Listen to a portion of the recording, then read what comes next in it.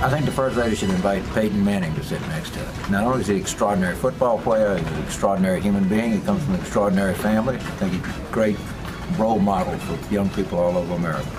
I think the First Lady should invite Marcus Luttrell, the lone survivor, so Americans can see on film, captured on film, what Americans fighting for freedom is really like in real life. Some of our roundtable regulars picking who they'd like to see as the Obama special guest at the State of the Union. More of their picks later. And now a unique take on the president's make-or-break moment Tuesday from the men and women who have helped craft the commander-in-chief's words. It's a huge night for the president, but also for a White House speechwriter. We met 4 of them earlier this week right down the street. Mr. Speaker, the President of the United States. This is one of the most hyped, most watched, arguably most important speeches a president gives, but it's a bear to write, isn't it? Yeah, maybe the least gratifying.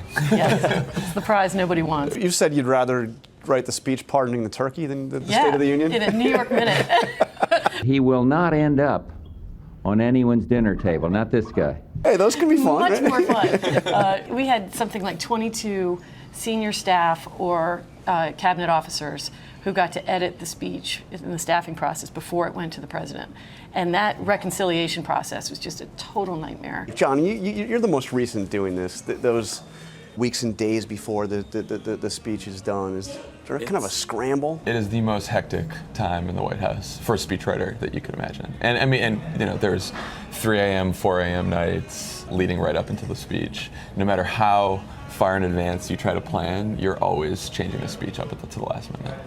Everybody wants their project mentioned in the State of the Union. Suddenly, speechwriters become very popular. Suddenly, the phones start lighting up with calls from cabinet secretaries. How do you respond to that, by the way? Well, with great interest and respect, and then you hang up the phone and you pass it along through channels that will probably eliminate the idea. Right. But some of them you got to respond to, because this is actually an exercise not just for the president, but for the entire administration in setting priorities for the new year. We are Americans.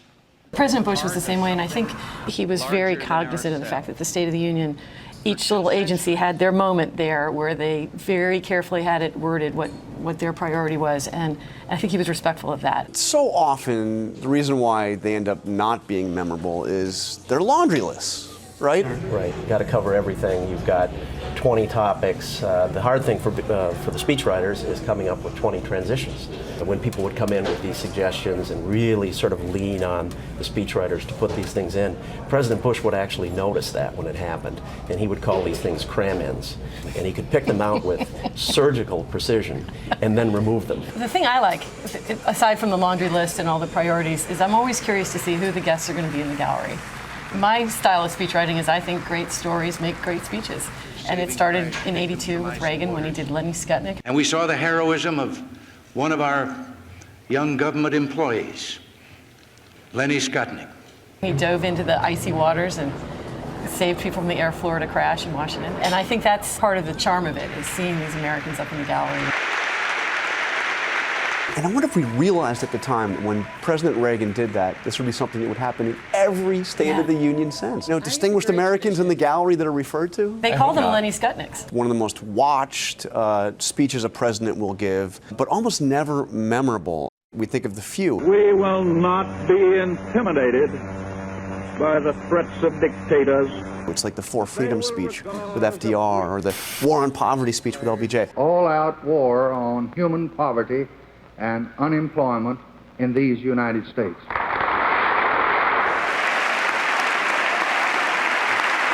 So, John, will President Obama in this speech achieve that measure of immortality with his State of the Union? Everyone in the White House will say, this is not going to be a laundry list this year.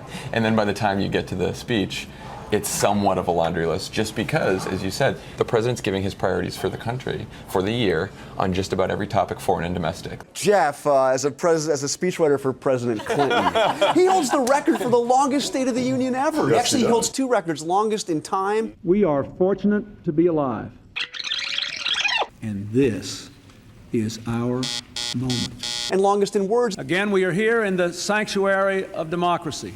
And those were two different speeches. I believe those records are going to stand for some time. Wow. One of the tricks with the State of the Union, I always thought, was how are you going to get into this speech? You have the visuals, which are so great, and you have the salutations at the beginning. Mr. Speaker.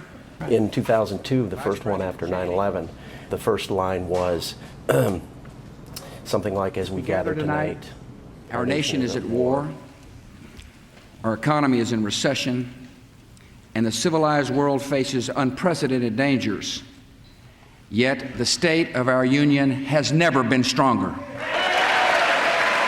It's rare when you're reporting so much bad news, so much ominous news, but that's the way to bring it home, to declare that the state of our union is strong, and it was at that time. In fact, Mary Kate, we've only seen one president, one time, ever definitively state that the State of the Union was not all that not good. And I must say to you that the State of the Union is not good. And that was Jerry Ford right after Watergate. The next year, he said something that I liked. The state of our union is better. In many ways, a lot better, but still not good enough. You find a way to do it. And there's variations, you know, it's getting stronger or we are strong. The state of our union is stronger. I mean, there's like always some way to do it. But it's, you know, it's an important thing to validate, I think. Okay, so let's go around the table on that. State of the Union is? Always strong. Always strong. I'll just go with strong. I like Jerry Ford better, but not good enough yet. I think the State of the Union is getting incrementally stronger, and I would not suggest stating it that way in the speech. But I think that's where we are. Incrementally is never a good, you know, in the 90s, we were speeches. big on incrementalism. Jeff, we talk about the tinkering, presidents changing, editing. I mean, nobody did it more than Bill Clinton. There was a lot of rewriting, and the process with President Clinton on these big speeches was very collaborative.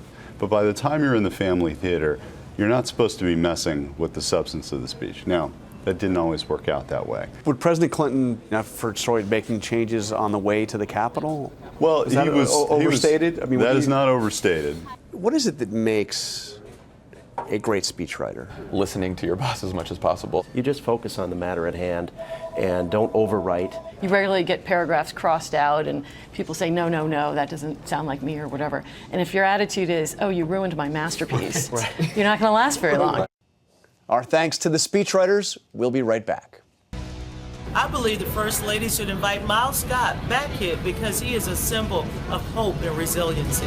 They need to go hunt down some good cases that they can highlight of people that have been helped by Obamacare instead of hurt by Obamacare. And then, if that doesn't work, she might want to bring her personal trainer. Maybe we can all get down a routine on how to get some of those famous arms. I think the First Lady should have an empty chair in her box to represent the millions of Americans who have been left out of the partisan political process in Washington, D.C., and who have felt absent from any economic gain over the last generation, and who feel like they don't have their voices heard.